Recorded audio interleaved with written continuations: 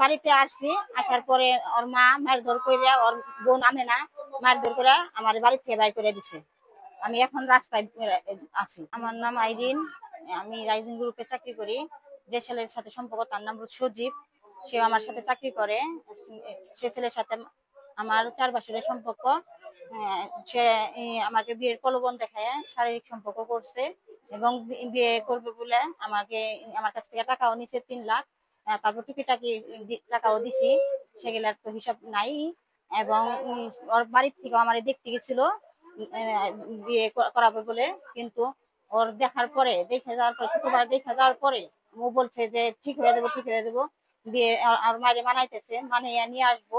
যদি পরে পারে নাই ওর মার সাথে, পরে আমার কালকে বলছে সজীব যে আমাদের বাড়িতে যায় ওঠো, তাহলে সমস্যার সমাধান হবে। আমি চাই যে সজীব আমাকে বিয়ে করুক, আমি সজীবকে বিয়ে করব, সজীবও আমাকে বিয়ে করব, এই কথা বলছি। বিয়ে না হলে সে ব্যবস্থা আমি নিব, আইনগত ব্যবস্থা আমি নিব।